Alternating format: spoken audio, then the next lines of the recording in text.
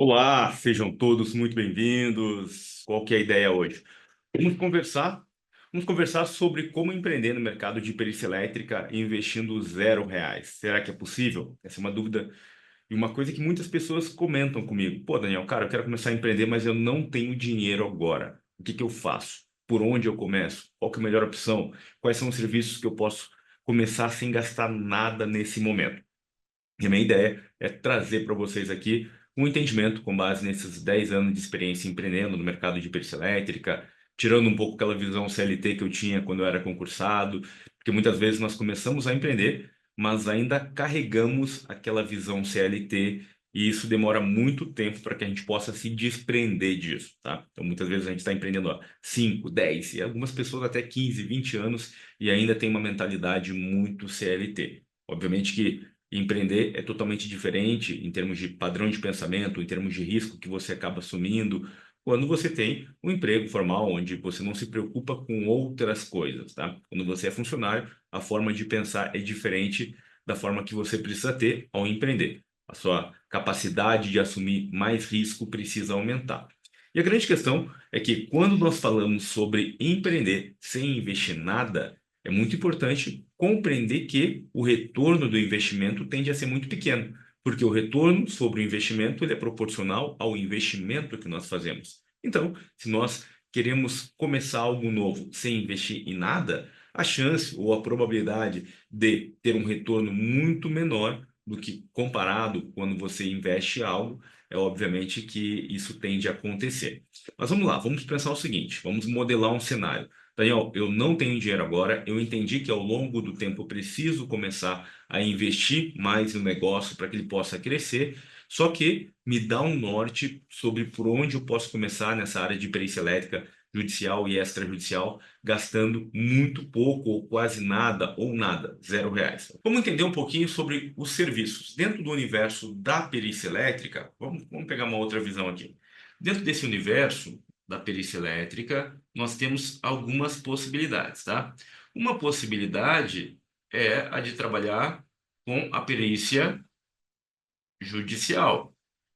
Agora, nós temos uma outra possibilidade que é a área extrajudicial. E aqui nós temos diversos serviços que nós podemos oferecer para o mercado, dentro do universo da perícia judicial e também dentro do universo extrajudicial.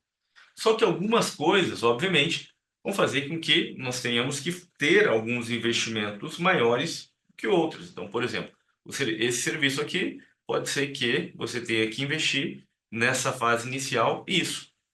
E esse serviço pode ser que você tenha que investir somente isso. Ou, dependendo da estratégia que você vai utilizar, nem isso. E na perícia judicial, qual que é o investimento? Será que é muito alto? Sim ou não? Tá? Tem alguns serviços que pode ser que você tenha que investir muito e outros quase nada ou nada. É isso que nós vamos entender nessa noite.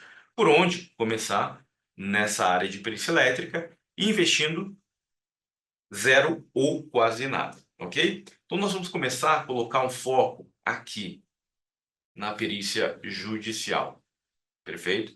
Por quê? Para se cadastrar no Tribunal de Justiça, você não precisa pagar nada. Então vamos entender um pouquinho esse universo aqui e depois nós vamos para o universo da perícia judicial. Primeiro ponto, para que a gente possa trabalhar como peritos judiciais. Vamos nivelar o entendimento em relação a isso. Eletrotécnicos podem trabalhar nessa área, tecnólogos, engenheiros eletricistas. Então nosso foco aqui são profissionais com formação na área elétrica, tá? Tem muito engenheiro civil que trabalha na área elétrica? Tem. Eu particularmente considero errado porque a carga horária de estudo de um engenheiro civil na universidade é em torno de 60 horas. Tá? O arquiteto em torno de 30 horas, dependendo. E obviamente que essas pessoas acabam não estudando sistema elétrico de potência. E quando a gente fala em fraude com energia elétrica, por exemplo, nós precisamos analisar, entender o CEP, que é o sistema elétrico de potência. E o eletrotécnico, ele estuda isso. O tecnólogo estuda isso. Com formação na área elétrica, o engenheiro também, obviamente, eletricista, assim como outras formações dentro da própria área elétrica, como engenheiro de controle e automação. Então, isso tudo pertence ao nosso universo. Os juízes, às vezes, acabam nomeando de maneira inadequada, de maneira errada, com base no decreto de 1933, no qual os engenheiros civis se prendem a isso para poder dizer que podem atuar sem limites. Obviamente que naquela época a realidade das instalações elétricas era diferente. E vocês precisam entender isso, porque a partir desse problema surge muita oportunidade. Quando nós falamos em perícia judicial, o que é importante você entender? Você pode atuar como assistente técnico sem depender de estar cadastrado no Tribunal de Justiça. Não precisa. Por quê? Você vai conversar diretamente com os escritórios de advocacia ou então com o cliente final de uma concessionária de energia que, por exemplo, pode ter recebido o que ele chama de multa, mas na realidade é uma cobrança de valores retroativos não faturados devido a uma irregularidade encontrada. E esse cliente ele pode contestar esses valores. Essa contestação pode fazer com que ele zere essa cobrança ou então reduza para um patamar que pode chegar a em torno de 16,7% do valor cobrado. Por quê? Existem situações onde o prazo máximo de cobrança retroativa que a concessionária aplica, que é o de 36 meses, é feito de maneira inadequada. A concessionária supõe que identificou o início da irregularidade, só que ela não identificou. E aí, nessa situação, com base no que está previsto lá na Resolução 1000, o prazo máximo de cobrança é de 6 meses. E isso faz com que, se a gente dividir 6 sobre 36, caia o valor dessa cobrança para um patamar em torno de 16,7%. Essa é uma possibilidade. Daniel, eu preciso investir para trabalhar com isso? Não. Por que você não precisa investir? Porque você vai fazer os quesitos técnicos, atuando como assistente técnico, para os escritórios de advocacia. E como que eu posso fazer para poder conseguir esses escritórios de advocacia? Esses advogados, eles estão muitas vezes no seu próprio ciclo de contato. Pessoas que você conhece, que têm como formação advocacia, ou então amigos de amigos que são advogados. E você pode pegar esses contatos e tomar a liberdade de fazer uma prospecção ativa, uma abordagem, um primeiro contato, sinalizando para esses escritórios de advocacia um problema. E pode ser que eles já tenham recebido uma demanda ou não. Qual que é o custo disso? O custo é de você pegar o seu telefone, mandar um WhatsApp e se apresentar. Oi, tudo bem? Doutor Paulo, meu nome é Daniel, eu sou engenheiro eletricista, trabalho com perícia elétrica, judicial e extrajudicial. Eu queria conversar com vocês sobre o que vem acontecendo hoje no Brasil em relação aos casos de fraude com energia elétrica. Hoje, vocês trabalham com isso? O que acontece em uma situação como essa? A pessoa vai achar que você tem um caso para ela poder atuar. E ela vai te dar uma atenção. Opa, sim, trabalho. Ou então ela vai te dizer, não, não trabalho, mas eu conheço alguém que trabalha. Ou então, se ela não te falar isso, você pode perguntar, você conhece alguém que trabalha com isso? Sem deixar claro que não é algo que você quer oferecer como serviço. Porque se você estiver oferecendo como serviço estampado na sua testa, eu quero te oferecer algo, pode ser que essa pessoa nem pare para te escutar pela correria do dia a dia. Então, o que você precisa fazer? Despertar o interesse dessa pessoa em relação a uma oportunidade que de fato existe no mercado. Por quê? O número de inspeções pelas concessionárias de energia vem aumentando cada vez mais no Brasil. Cada vez mais. O número de fraudes também, devido a diversos indicadores, como, por exemplo, redução no valor da renda per capita no Brasil, a questão da inflação, questão relacionada com o desemprego. Isso tudo contribui para que aumente ainda mais o número de fraudes com energia elétrica. O que eu quero te dizer é que você identificando o problema, se aprofundando no problema, você consegue ter bons argumentos para poder abrir frentes, como essa que eu citei, com escritórios de advocacia, sem gastar nada.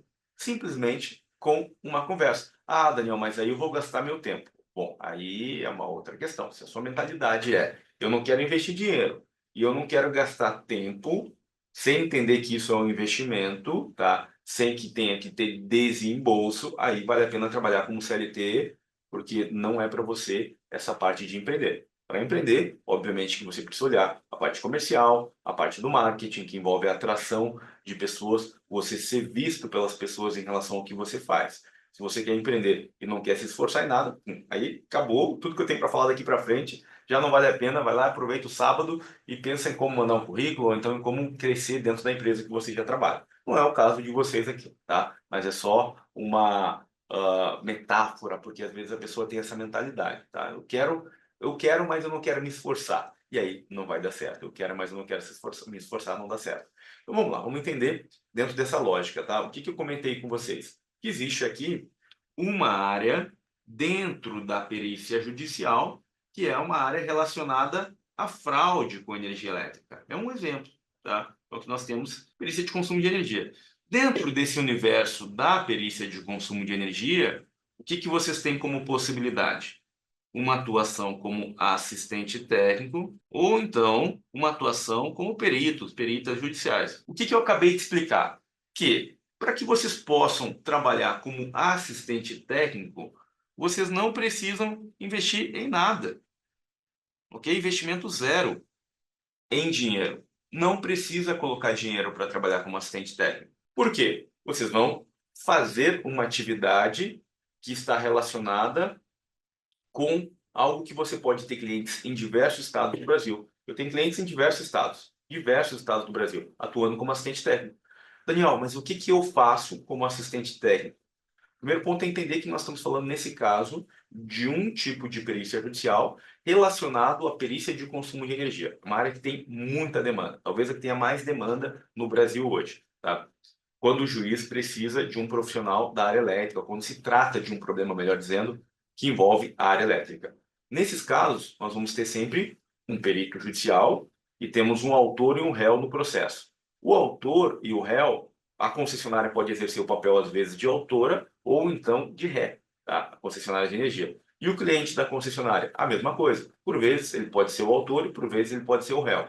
Na maioria das vezes, ele é o autor, ou seja, quem entra com uma ação contra a concessionária de energia. Quando o cliente entra com uma ação contra a concessionária de energia, isso vira, né, obviamente já virou um processo judicial. O que acontece? Ao longo do tempo, o juiz vai nomear um perito, uma perita, para saber se aquilo que está envolvendo um conflito entre as partes está correto ou não em relação ao argumento do lado A ou do lado B, ou seja, do autor ou do réu. Ele precisa de uma opinião técnica sobre aquilo. Só que o cliente da concessionária de energia, ele precisa de alguém para fazer os quesitos técnicos, que é uma atividade que envolve formular perguntas, tá? Formular perguntas para o perito. São perguntas. Então, no caso de fraude com energia elétrica, pode ser que, dependendo da situação, tenha 10, 15, 20, 30 perguntas. Que você vai fazer, vai passar para o advogado para que ele possa incluir isso nos autos do processo. Ok? E o advogado vai dizer, esse aqui é o assistente técnico, o Daniel é o assistente técnico. Ele, né, formulou esses quesitos técnicos aqui para que você, perito, responda em relação a essa situação. Agora, o que acontece quando o cliente da concessionária ou então o advogado acabam não contratando um assistente técnico? Ou então contrata alguém sem experiência nenhuma? Deixa eu dar só alguns exemplos para vocês, tá? Tem uma coisinha legal aqui do meu lado, tá? Só um pouquinho. Para ilustrar melhor aqui. Vai ficar melhor a ilustração. Vamos lá. O que eu tenho aqui? Um medidor de energia elétrica, eletromecânico, tá? Esse medidor aqui, ele encontra-se instalado em todos os estados do Brasil. Em menor quantidade, vem sendo substituído. Os novos já não são geralmente instalados desse formato, são medidores eletrônicos. E cada vez, isso é muito bom, porque as concessionárias estão substituindo e durante a substituição do equipamento, uma coisa que é feita são ensaios para verificar se ele estava ou não funcionando de maneira adequada ou se existia uma não conformidade, uma fraude nesse local. Quando a concessionária de energia substitui um equipamento, pode ser que ele esteja, ao fazer uma inspeção, a equipe identifica que ele está com uma bobina queimada. Essa bobina pode estar queimada por dois motivos. Um, através de uma ação intencional, para reduzir o consumo. Se queimar uma bobina com um circuito equilibrado, poderia reduzir em 33%. Obviamente que os circuitos não são equilibrados, mas poderia, vamos arredondar, em média, reduzir o consumo em torno de 33%. Como que pode ser feita essa queima dessa bobina? Injeção de corrente contínua, não precisa nem romper os lábios. Só que tem uma outra situação. Essa mesma bobina, ela pode ser queimada por uma descarga atmosférica. E aí entra um problema, no que eu me refiro a um engenheiro civil ou um arquiteto que não estudam sobre corrente contínua, entender como isso acontece no sistema elétrico de potência. Eu já vi situações onde as pessoas, inclusive, vão no local, medem corrente instantânea com alicate em perímetro, demonstrando não ter conhecimento nenhum sobre isso. E o que nós precisamos fazer? Formular quesitos para pegar o perito em situações como essa, onde ele acaba, muitas vezes, por não ter experiência, se posicionando do lado da concessionária de energia, favorecendo a concessionária de energia, que tem um corpo técnico mais forte, prejudicando o cliente da concessionária, no que se refere ao seu direito com base no que está previsto na Resolução 1000 da ANEEL, ou então na Resolução 414, de acordo com a data da emissão do TOI, é o termo de ocorrência e inspeção. Entendemos o problema, A partir do problema, entendemos também que se o advogado quiser fazer perguntas por conta própria, vai dar problema. Por que vai dar problema? Porque o advogado não tem experiência nesse assunto. Se o juiz nomear um profissional com formação em engenharia civil, ou arquitetura, ou até mesmo um engenheiro eletricista, ou um tecnólogo, ou um eletrotécnico que não tem experiência nessa área, também tende a dar problema. E a grande questão é que esse tipo de conteúdo que nós estamos conversando aqui não é ensinado nas universidades, nos cursos técnicos. Isso tende a aumentar ainda mais o problema.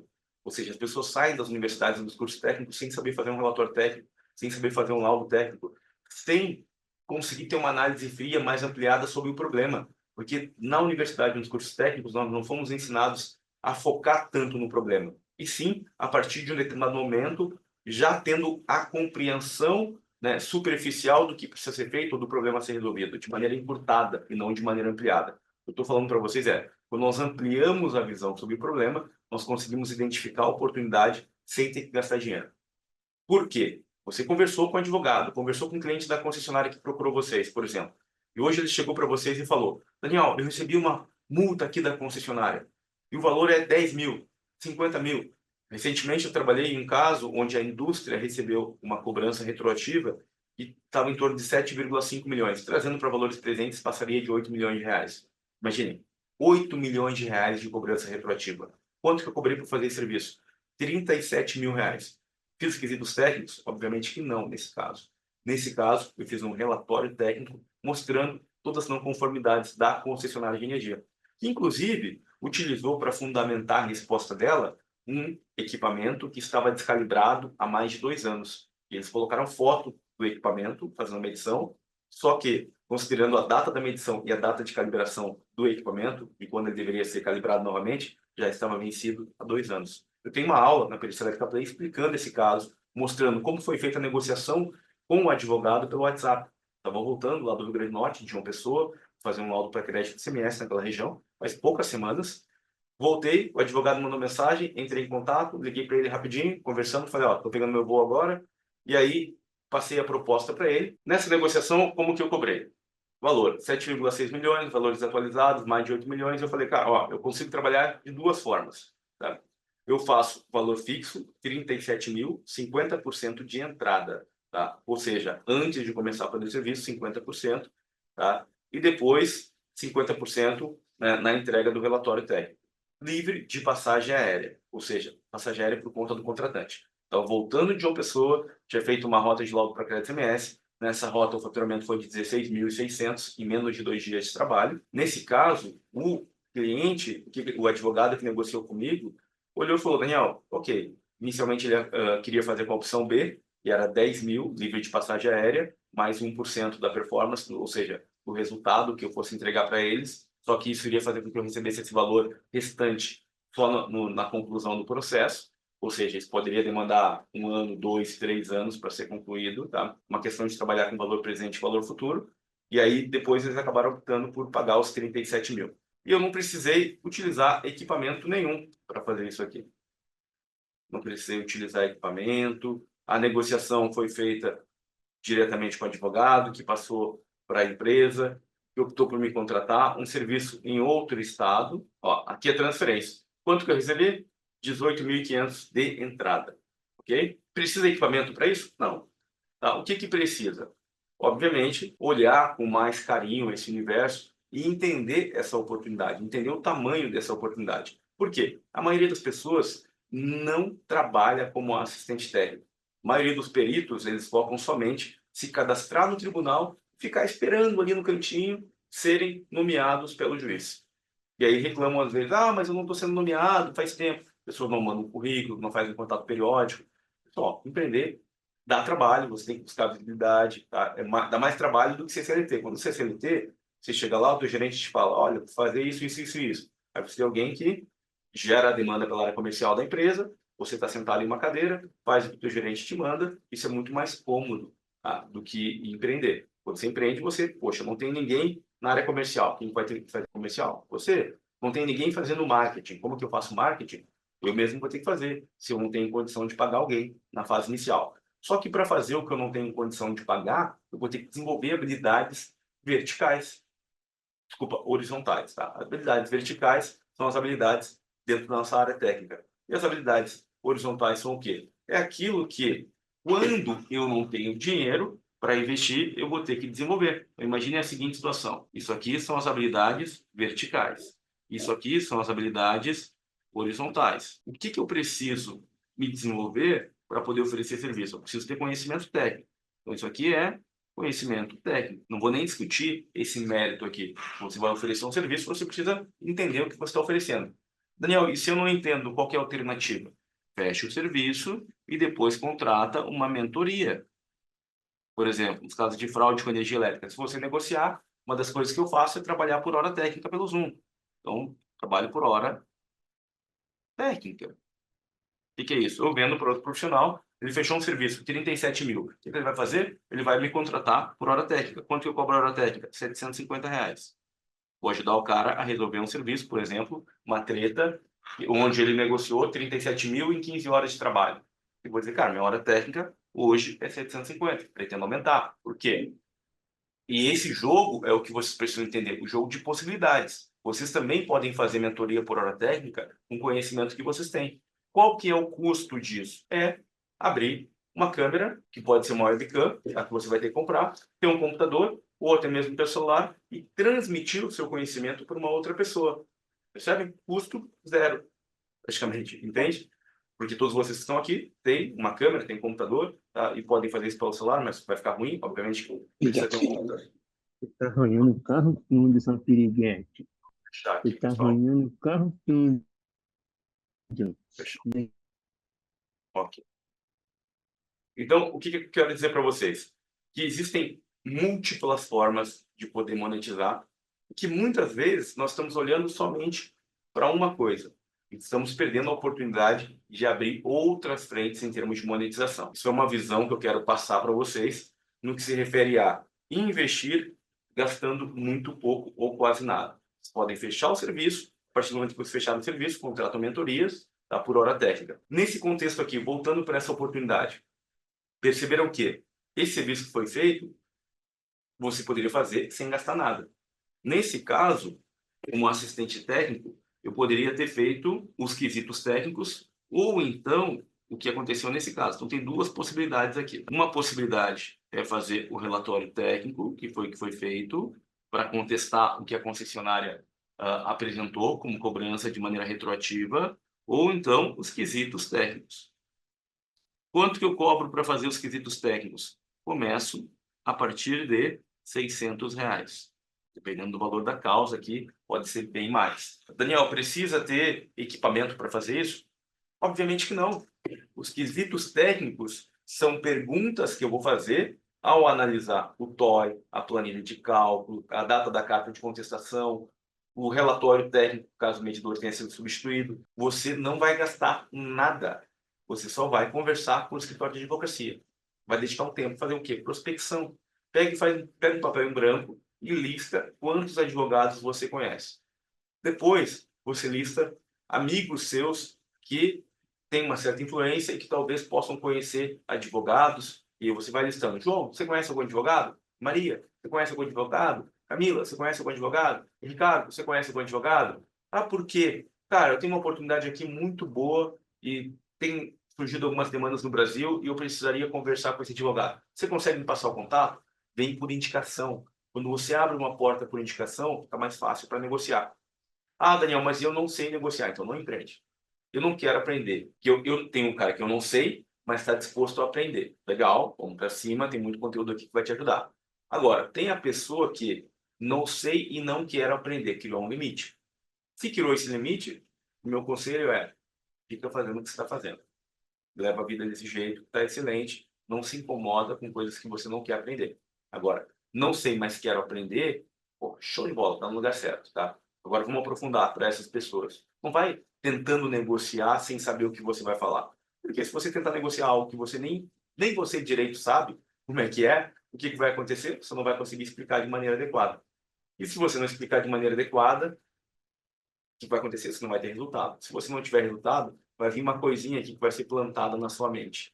E essa coisinha é, eu tentei e não deu certo. Eu conheço várias pessoas que vivem nessa bolha. Nós estamos sempre em uma constante, todos nós estamos em uma bolha. Tá? E essa bolha que nós estamos hoje, ela mostra muito o nosso resultado, o que nós abrimos como possibilidade, nosso valor de mercado também, está relacionado diretamente com essa bolha. E essa bolha, se a gente olhar para o lado ambiente que a gente vive, pessoas que reclamam muito provavelmente estão cercadas de pessoas que também reclamam muito. Para alguns isso pode parecer papo coach, mas é só pensar de maneira inteligente. Você hoje está num local onde todo mundo está reclamando, você tende a ser um reclamão. E aí, o que eu quero dizer para vocês é que, a partir do momento que você começa a trazer essa responsabilidade e entender de maneira racional, ou seja, nós precisamos racionalizar esse pensamento. Para aí, não deu certo, mas eu fiz do jeito certo. Pô, fiz do jeito certo. Então, cara, será que teve alguma parte aqui que eu cometi algum erro? Porque às vezes a gente acha que fez do jeito certo. Só que se não está dando certo e você acha que está fazendo do jeito certo, pode ser então que não esteja dando certo para ninguém. Agora, se está dando certo para algumas pessoas e não está dando certo para você, é porque talvez você ache que está fazendo do jeito certo, mas está faltando alguma coisa. E como que a gente entende o que está faltando? Você vai pegar e vai quebrar tudo isso em mini etapas. Por exemplo, eu preciso conversar com o advogado. Então, tem uma fase inicial, tem uma fase final. Tem um início aqui e tem um final. O que é o início? Pô, o início é, vou fazer uma lista de contatos. Depois, eu vou pegar pessoas que, lista de advogados. Agora eu vou pegar amigos que conhecem advogados. Aí depois eu vou preparar o quê? Uma mensagem pelo WhatsApp. Nessa mensagem eu vou pedir uma ligação. O melhor até mesmo, dependendo do tamanho do escritório de advocacia, aí do porte, se ele tem muita demanda sobre isso, seria até mesmo uma reunião online para explicar o problema. O que mais eu posso fazer? Tá? Eu vou quebrando isso tudo aqui em várias etapas. Aí eu vou entender quais foram as objeções, quais são as oportunidades após a conversa. E aí eu vou mapeando isso tudo. Até que surge o primeiro serviço. Entrou dinheiro na conta. Para que isso tudo aconteça, não foi necessário nenhum investimento. Só que se não dá certo, o que vai acontecer? Eu vou pegar uma dessas coisinhas aqui e vou começar a refletir. Pô, será que a minha abordagem pelo WhatsApp tá boa? Será que a ligação que eu fiz tá boa? Como que eu posso analisar isso? Você pode gravar a sua ligação, gravar você falando. Não digo nem gravar a conversa, mas sim, o que eu me refiro é você colocar um gravador e se escutar falando. Pô, cara, será que eu estou falando bem? Ou será que eu estou sendo convincente? Será que eu estou conseguindo me expressar de maneira adequada? E isso tudo, obviamente, impacta nessas taxas de conversão. E você não precisar analisar. Dizer, pô, peraí, será que isso aqui realmente não é o problema? Talvez, será que eu estou me expressando de maneira adequada? Porque para oferecer esse tipo de serviço, sem gastar nada, você vai precisar conversar, você vai precisar se apresentar, você vai precisar oferecer isso. Ok, Daniel, mas quais são as outras oportunidades? Existe uma situação que antecede um processo judicial, no caso de fraude com energia elétrica, que é quando o cliente recebe uma carta de contestação e tem até 30 dias para recorrer. Isso é uma área muito boa mesmo, porque muitas vezes ele procura um profissional com formação na área elétrica, não procura nenhum advogado, para mostrar os documentos. Ele fala, ó, a concessionária veio aqui hoje, fez uma inspeção e deixou esse documento. O que é isso? Pode ser um TOI. Daqui a pouquinho, eles devem mandar para você uma apresentação de um débito, porque aqui nesse TOI está sendo informado que tem um desvio na fatura de energia elétrica. Eles encontraram um desvio. Tinha alguém acompanhando aí? Não, não tinha. Então, ó, então deixa eu te dar uma dica em relação a isso. Quando chegar esse documento, me envia, que eu vou te ajudar com isso. De maneira gratuita, não precisa cobrar para fazer isso, tá? Coisa simples, coisa rápida pelo WhatsApp que você resolve. E esse cliente, ao receber essa cobrança, vai entrar em contato com você novamente, você vai analisar e vai dizer, olha, eu consigo fazer para você uma carta de contestação. Isso aqui vale uma boa grana. É o exemplo da carta. Porque eu cobrei para fazer esse serviço aqui, percebam que é um documento relativamente simples e que envolve uma análise técnica, e esse é o ponto-chave da questão, não é o tempo que você demora, mas sim a escassez de profissionais que podem fazer isso. Só essa aula aqui vale muita coisa. Em menos de 2 horas de trabalho, cliente em outro estado. Ou seja, eu não fiz visita, eu trabalhei remotamente. Daniel, posso trabalhar com laudo de inspeção e certificação elétrica? Vamos pegar certificação elétrica. Eu fiz uma aula recentemente sobre certificação elétrica, explicando, né, os problemas que existem na edificação. Mostrei o caso de um prédio onde eu encontrei cabo desbitolado. Tudo que eu fiz e vi naquele local, não precisei de equipamento nenhum. Nenhum equipamento. E o que acontece hoje em dia? Na própria NBR 5410 está passando por uma revisão, o pessoal tem comentado lá que vai aumentar a quantidade de ensaios. Na prática, aquilo lá é muito mais para nos prejudicar do que para ajudar, tanto nós como profissionais e a população também. Feito por pessoas que não trabalham na área e que muitas vezes querem até vender treinamentos com isso. A gente tem que parar de ser inocente em relação ao que vem acontecendo no setor elétrico. Porque a grande maioria dos problemas que vem gerando incêndios e mortes não tem relação direta com coisas complexas. Somente a olho nu você conseguiria identificar uma série de não conformidades e atribuir essas responsabilidades a quem fez o projeto ou então quem fez a execução de maneira inadequada. Não precisa colocar grana nisso, não precisa gastar com equipamento caro. Tem algumas coisas sim, obviamente, você vai comprar um alicate em perímetro, vai fazer uma análise térmica de um ponto para verificar se tem excesso de aquecimento, isso vai agregar valor no seu serviço, tá? Vai agregar valor, obviamente. Mas eu quero dizer que muitas coisas você pode fazer com uma vistoria por hora técnica. Alguém te chama, Daniel, estou com um problema. Legal, posso ir aí. Tem custo? Sim. O valor da hora técnica é X reais. 100, 200, 300, 400, 500 reais. E quando você vai nesse local, você vai mostrar para essa pessoa problemas que ela nem imaginava que tinha. Precisa comprar equipamento para isso? Não. Está cobrando uma hora técnica. Assim como se um médico, um advogado, um dentista, for no seu caso, ele também vai te cobrar uma hora técnica. Ok? Então, esse é um ponto importante para que vocês possam refletir sobre as oportunidades que existem no setor elétrico. Agora, quer investir de maneira mais agressiva, tá? Quer dar um passo a mais? Deixa eu explicar um serviço que eu tenho que me faz ganhar muito dinheiro. Serviço esse que eu estava agora no Rio Grande do Norte atendendo. No Rio Grande do Norte, fui ali para próximo de Natal. Saí dali, fui fazer o atendimento ali próximo de Recife, na região de Suape, portuária. Aproveitei, tirei umas miniférias, fiquei em João Pessoa. Recentemente também fui para o Mato Grosso, tá, fazer um serviço, saí daqui na segunda, voltei na quarta. Agora, semana que vem, eu estou indo, né, já estou trabalhando no agendamento com a empresa em Paranaguá, aqui próximo de Curitiba, dá uns 100 quilômetros de Curitiba mais ou menos.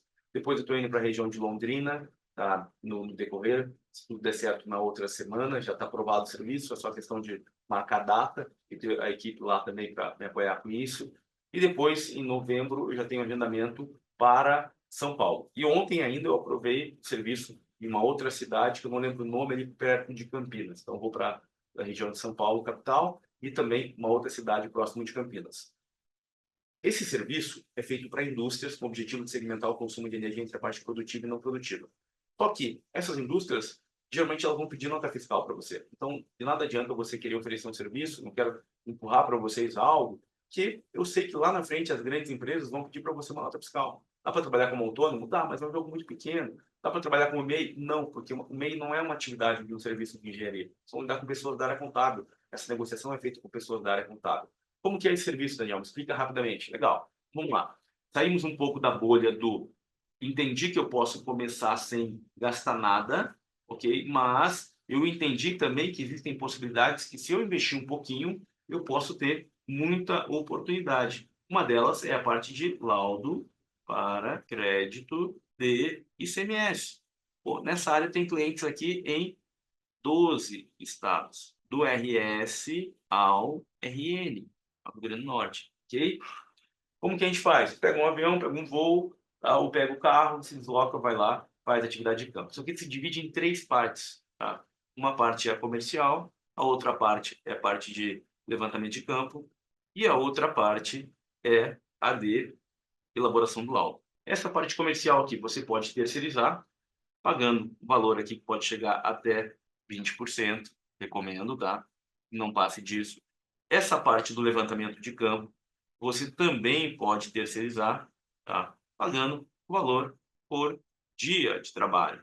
Se você pagar aqui R$ 600 livre de despesa, está muito bem pago aqui para essa pessoa que vai fazer a atividade de campo. E a elaboração do laudo, tá? Então, o nosso laudo hoje, ele é totalmente padronizado. O custo aqui, o tempo, desculpa, melhor dizendo, 2 horas de serviço para fazer o laudo, no máximo. Eu, particularmente, terceirizo isso, tá?